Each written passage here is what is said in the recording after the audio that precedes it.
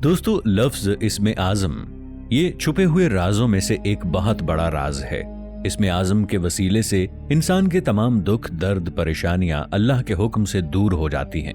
इसके वसीले से की गई दुआएं अल्लाह ताला जरूर कबूल करता है। इसका विर्द करने से इंसान दुनिया में कामयाबी, इज्जत और तौकीर हासिल करता है। इसका विर्द करने वाले इंसान को अल्लाह ताला विलायत के दर्जे पर फायज करता है। वो इंसान अल्लाह ताला के राजों को जानकर मारफत इलाही और कुर्ब इलाही हासिल कर लेता है और ये मंजिलें तय करता करता वो दीदार इलाही तक पहुंच जाता है। मलिका सबा का तख्त यमन से 2249 किलोमीटर फी सेकंड की रफ्तार से सफर तय करके एक लम्हे में यरूशलेम पहुंच जाता है।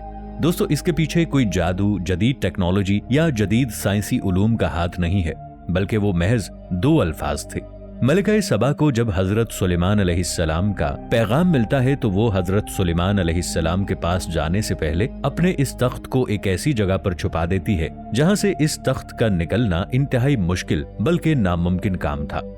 मलिका सबा ने अपने तख्त को जिस कमरे में छुपाया था, इस कमरे के आगे 7 कमरे थे।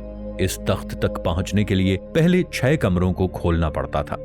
इस कमरे की कुंजियां सिर्फ मलिका सबा के पास थीं।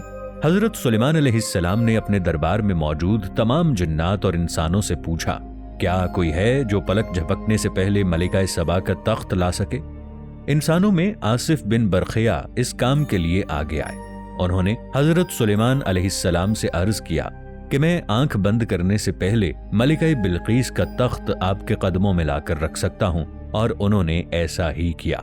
कुरान मजीद में आसिफ बिन बरखिया के बारे में यूं इरशाद है कि उनको किताब का थोड़ा सा इल्म अता किया गया था। हो सकता है वही इल्म इसमें आज़म हो।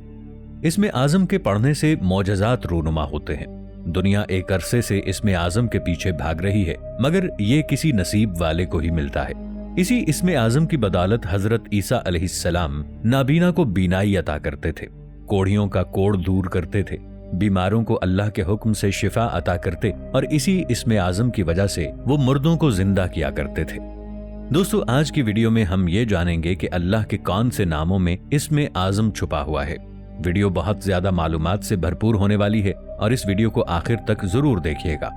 दोस्तों, अल्लाह ताला का एक जाती नाम है, बाकी नाम अल्लाह ताला के सिफाती हैं जिनकी तादाद 99 है।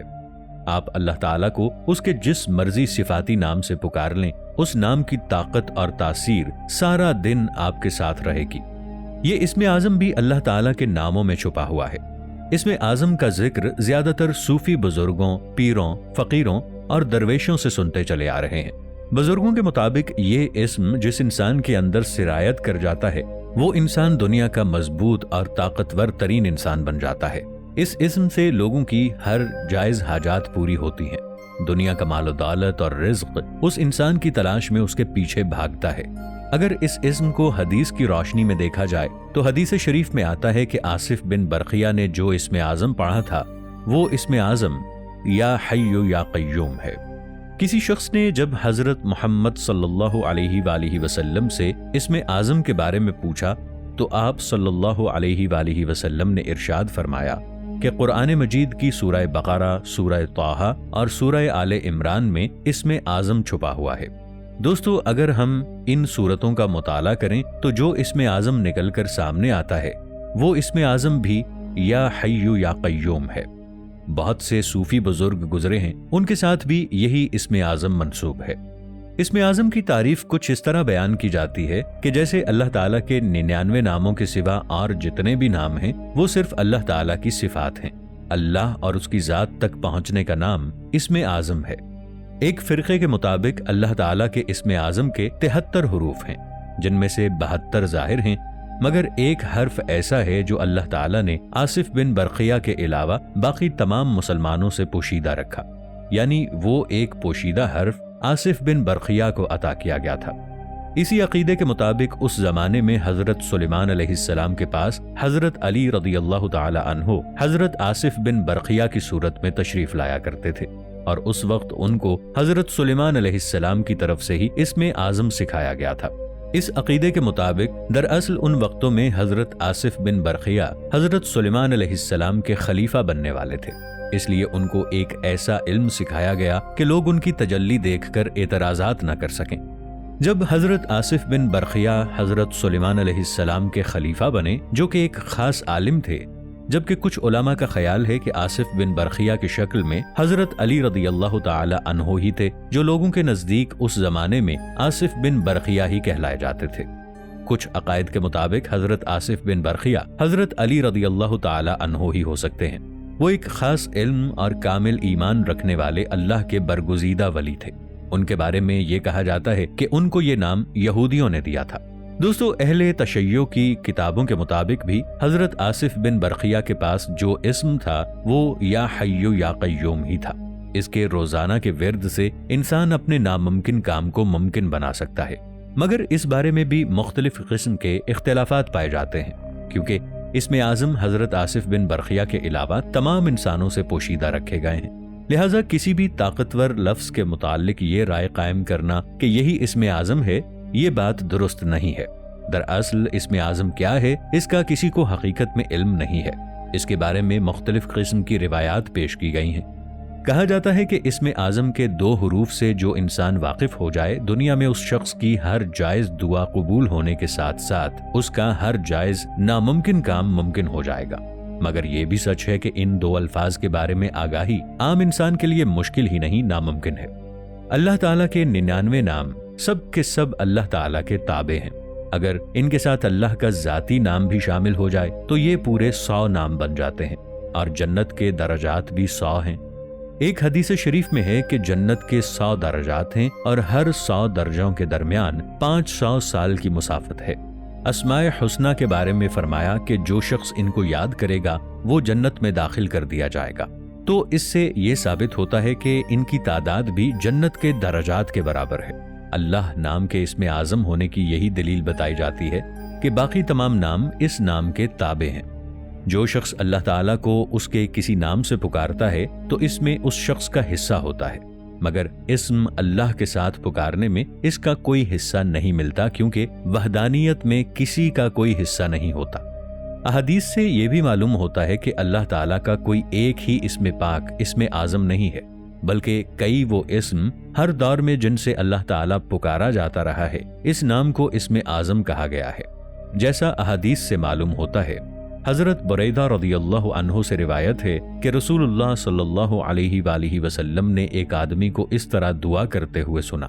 وہ اللہ تعالیٰ کے حضور عرض کر رہا تھا، اے اللہ، میں اپنی حاجت تجھ سے مانگتا ہوں بوسیلے اس کے کہ بس تو اللہ ہے، تیرے سوا کوئی مالک و معبود نہیں، تو یکتا ہے، بالکل بے نیاز ہے، اور سب تیرے محتاج ہیں، نہ کوئی تیری اولاد، نہ تو کسی کی اولاد، اور نہ تیرا کوئی ہمسر۔ رسول اللہ صلی اللہ علیہ وآلہ وسلم نے جب اس بندے کو یہ دعا کرتے سنا تو فرمایا کہ اس بندے نے اللہ سے اس اسم اعظم کے وسیلے سے دعا کی ہے کہ جب اس کے وسیلے سے مانگا جاتا ہے تو اللہ تعالیٰ اسے عطا کرتا ہے، اور جب اس کے وسیلے سے دعا کی جائے تو وہ قبول کرتا ہے۔ دعاؤں کی قبولیت کے سلسلے میں حضرت یونس علیہ السلام کی اس دعا کو ہمیشہ اہمیت حاصل رہی ہے، جو آپ علیہ السلام نے مچھلی کے پیٹ میں قید رہتے ہوئے کی۔ اس کے بارے میں حدیث مبارکہ ہے کہ رسول اکرم صلی اللہ علیہ وآلہ وسلم نے اپنے صحابہ سے فرمایا، کیا تمہیں اسم اعظم کی رہنمائی کروں کہ اس کے ذریعے اللہ تعالیٰ کو پکارنے سے دعا مستجاب ہو جاتی ہے؟ اور وہ دعا حضرت یونس علیہ السلام کی دعا ہے جس نے تاریکیوں میں آواز دی، لا الہ الا انت سبحانک انی کنت من الظالمین۔ یہ دعا صالحین نے ہمیشہ یاد رکھی اور تسبیحات کا معمول رکھی۔ اولیاء کرام، فقراء نے اس کے اذکار سے منازل عشق طے کی۔ اس دعا کی وجہ کچھ یوں بیان کی جاتی ہے کہ حضرت یونس علیہ السلام نے ایک طویل عرصے تک لوگوں کو توحید کی طرف دعوت دی، لیکن لوگ صحیح راستے پر نہ آئے بلکہ کفر و شرک کا راستہ اختیار کیے رکھا۔ تو حضرت یونس علیہ السلام اپنی قوم کی بے ایمانی سے تنگ آ کر ناراض ہو کر آبادی سے باہر نکل گئے اور قوم کو عذاب کے حوالے کر دیا تھا۔ تو اللہ تعالیٰ نے انہیں کشتی کے ذریعے مچھلی کے شکم تک پہنچا دیا۔ گویا حضرت یونس علیہ السلام کو مچھلی کے پیٹ کی قید میں رہنا پڑا تو انہوں نے اعتراف کر کے توبہ کی کہ مجھے قوم کو لاوارث نہیں چھوڑنا چاہیے تھا، اگر میں ایسا نہ کرتا تو اللہ تبارک و تعالی مجھے مچھلی کے حوالے نہ کرتا۔ حضرت یونس علیہ السلام نے مچھلی کے پیٹ کی تاریکیوں میں آواز دی، لا الہ الا انت سبحانک انی کنت من الظالمین، جس کا مفہوم ہے کہ پروردگار تیرے علاوہ کوئی الہ نہیں، تو پاک اور بے نیاز ہے اور میں اپنے نفس پر ظلم کرنے والوں میں سے تھا۔ تو اللہ نے ان کی اس دعا کو قبول فرمایا اور انہیں غم سے نجات دے دی۔ حضرت یونس علیہ السلام قوم کے پاس پلٹ گئے اور قوم بھی حضرت یونس علیہ السلام کی باتوں پر عمل پیرا ہو کر دائرہ اسلام میں داخل ہو گئی۔ اس دعا کی شان نزول کو سمجھتے ہوئے مصائب اور روزمرہ زندگی میں ہونے والی خطاؤں کی وجہ سے یہ آیت کریمہ پڑھتے رہنا چاہیے۔ اس میں بھلائی اور ترقی کی ضمانت ہے۔